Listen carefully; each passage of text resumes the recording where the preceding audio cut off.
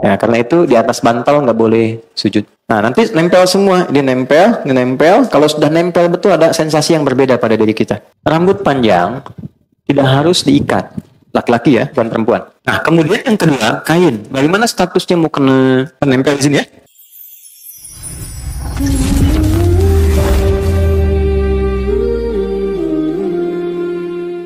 Idza sajadta wa kama qala famakkin sujudaka. Kalau Anda sujud, kata Nabi, engkau kokohkan dulu sujudmu. Jangan langsung doa. Tempelin yang enak. Ya, sampai nempel betul. Kening tempelin. Makanya teman-teman, tempat sujudnya kalau bisa jangan terlalu empuk. Ya. Supaya nempelnya enak. Gitu. Ya, karena itu di atas bantal nggak boleh sujud. Terlalu empuk. Sejadah coba cek kalau terlalu empuk tuh yang membuat nggak nempel, nggak ngerasa nempel tuh, ya itu kurang dianjurkan. Ya, jadi kalau pas nempel tuh terasa betul sehingga ada nempel, nanti saat darah mengalir ke otak tuh kalau kita sedikit MRI itu ada kayak titik God spot di sini. Jadi sampai merasa tenang di situ, nyatu. Nah biasanya kalau energinya sudah ke situ, ada rasa nyaman, ada tenang, ada ketundukan. Awalnya kalau belum benar pusing dulu tuh, itu awalnya. Nah, nanti nempel semua. Dia nempel, dia nempel. Kalau sudah nempel betul ada sensasi yang berbeda pada diri kita. Jelas? Oke. Jadi itu dulu yang pertama saya tekankan. Tempelkan dulu dengan baik. Rambut panjang tidak harus diikat. Laki-laki ya, bukan perempuan. Biarkan dia terurai.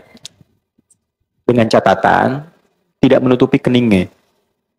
Oke. Kalau 1-2 menutup, masih kena kening, masih nempel, itu sah. Walaupun makruh tanzih istilahnya, kalau bisa dihindari karena nggak disukai, tapi tetap sah ya. Karena itu Nabi pakai imamah yang dibuat itu ya, kita pakai peci sekarang ya, itu salah satunya bukan ingin membuat penampilan performance sebagai, tidak, asal katanya supaya akarnya rambut ini yang mungkin panjang tertutup sehingga tidak terlalu menutup bagian saat kita sujud. Ya, tapi kalau dia tak pakai peci, justru kebalik. Jangan diikat, biarkan aja. Ya, karena pada dasarnya nggak ada orang rambut ke depan begini kan. Pasti ke samping kan. Ya, kalaupun sujud, dia terurai. Nah, ada riwayat mengatakan ketika dia sujud dan terurai pun, itu sebetulnya rambut ikut sujud. Gitu. Tapi dia nggak menutup kening. Kalau menutup semua, maka tidak sah. Jelas ya? Kalau masih masuk sebagian, nempel dia, walaupun terhalang 1-2, itu tetap sah dia sujudnya, walaupun sifatnya makruh. Sebaliknya perempuan, tidak boleh ada satu rambut pun. Ya, apa masalahnya? Bukan karena menghalangi, tapi aurat bagi perempuan. Jelas? Yang harus ditutup. Nah, kemudian yang kedua, kain. Bagaimana statusnya mau kena nempel di sini ya? Nah, mau kena sedapat mungkin tidak menutup bagian keningnya. Buka supaya keningnya menempel. Ya, kalau dia terhalang sama sekali nggak nempel, tapi dengan kena mukenanya, maka salatnya tidak sah. Berbeda dengan mukenanya jadi alas. Pakai jilbab nutup mukena karena misalnya di Arafah panas nih, dipakein jadi alas, itu tetap sah. Sah. Ya. Antum pakai sorban di sini. Ya, itu ada sanadnya tuh. Sanadnya dari sahabat Jabir bin Abdullah. Jabir bin Abdullah tuh pernah lepas sarung, pakai celana segini, sarungnya dilepas, dijadiin sorban begini. Itu nasabnya selepet begini tuh ya, bagai gini tuh. Itu Jabir bin Abdullah. Itu bukan ngarang, ada hadisnya. Diprotes, tanya, kenapa mesti dilepas? Kan bagus dipakai. Iya, bagi kita yang punya. Tapi nanti kelak kita temukan orang-orang yang mungkin gak seperti kita. Pakaiannya terbatas. Saya contohkan begini supaya orang tahu pakai begini pun sah. Anda punya sarung, pakaian bagus. Di daerah tuh kan ada yang celananya segini, cuma pakai kaos. Dia tanya, saya sholatnya sah nggak? Agama ini mudah, jangan dipersulit. Kalau dipakai di sini jubahnya, kemudian sorbannya, lalu sujud, kena ke sorban, salatnya nggak sah. Ya? Tapi kalau sorban dibentangkan begini, tidak menempel di sini, itu sah. Nah, intinya, tidak ada kain tambahan yang digunakan di sini menghalangi tempat sujud. Tapi kalau dia bukan bagian di tubuh, dilepaskan begini, itu sah. Jelas ya? Contoh, boleh nggak saya pinjam? Kasih. Nah, teman-teman contoh begini ya.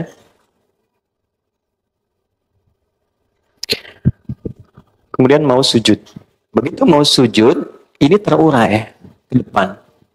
Kamera melihat ya, supaya bisa nyampe. Ini. Nah, ini kena begini. Nah, ini tidak sah salatnya. Tidak sah. Oke? Ya. Karena ini sesuatu yang ada dalam tubuh, nempel begini, ikut terbawa. Tapi kalau begini, saya wukuf di Arafah, panas gini, dekat batu, saya gini kan supaya nggak terlalu panas. Sah. Jelas? Sekali lahir. Jelas begini? Baik. Sudah sempurna sujudnya? Belum, karena belum berdoa. Belum, baru sujud. Sekarang doanya biasanya apa? Yang kita baca? Nah, kita punya 2 menit lagi. Doanya bisa Subhana Rabbiyal A'la. Boleh tambah Subhana Rabbiyal A'la wa bihamdi. Ada lagi satu lagi. Subhanakallahumma Rabbana bihamdika Allahumma gfirli. Sudah. Baik. Ini tidak banyak orang tahu. Itu doa pembuka. Bukan doa yang sesungguhnya. Itu doa pembuka. Kita sedang berusaha mendekatkan diri kita sama Allah. Subhana rabbiyal a'la wa bihamdi. Ya Allah, Engkau yang maha tinggi. Saking agungnya, aku tundukkan bagian terhormatku hanya untukmu. Kan kehormatan manusia itu di kepalanya. Begitu dia bisa jatuhkan ke bawah, itu sedang merendahkan dirinya. Itu di Romawi kan, dia sujud tuh. Kan? Persia dia ruku karena merendahkan dirinya. Kita jatuhkan kehormatan kita di hadapan Allah untuk mengagungkan Allah. Dan aku lakukan ini sebagai pujian kepadamu. Maka berlakulah hukum. Perhatikan hukum ya. Tatkala Anda merendah, Allah angkat Anda. Tapi ketika Anda meninggi, Allah rendahkan Anda. Dalam semua aspek kehidupan. Anda boleh hebat jadi suami, tapi kalau Anda terlampau tinggi, Allah jatuhkan. Anda boleh hebat sebagai pengusaha, Anda sombong tinggi, Allah pasti rendahkan. Tapi ketika kita rendahkan dari kita, Allah pasti angkat. Itulah sebabnya kenapa orang sujud diangkat, diberikan 7 bacaan doa, permintaan yang dikabulkan. Yang Rabbi gfirli warhamni wajburni dan sebagainya itu. Maka kita rendahkan itu untuk merendah pada Allah. Ya, sebentar. Sambil kita katakan, di ujung, Allahumma gfirli, ya Allah ampuni aku. Yang kadang dalam hidup selalu merasa tinggi, merasa hebat, merasa paling berwenang. Aku jatuhkan diriku kepadamu. Begitu kita ucapkan Subhana Rabbiyal A'la wa bihamdi atau Subhanakallahumma bihamdika Allahumma gfirli, jatuh, maka muncullah kemudian apa yang kamu mintakan. Maka Nabi katakan fa'aktsiru doa, perbanyak doa. Kalau permintaannya seperti Nabi ajarkan, boleh dilafazkan. Tapi kalau tidak sama dengan yang Nabi ajarkan, cukup di hati kita sampaikan. Ya, masalah rumah tangga pengen curhat, masalah pekerjaan, ya, masalah sosial, hadirkan. Senikmat apa yang bisa kita lakukan. Tapi lihat sedang sholat apa. Kalau berjamaah, ingat-ingat ada imam. Jangan imam sudah naik lagi, Anda masih sujud. Atau sebaliknya, Anda jadi imam, ingat makmum, ada batas standar. Karena itulah silahkan nikmati dalam sholat sunnah. Tahajud, duha, tumpahkan aja. Minta sama Allah. Nah, itu dalam hati. Tapi kalau sekiranya Nabi pernah ajarkan doanya, boleh bacakan dengan lisan kita.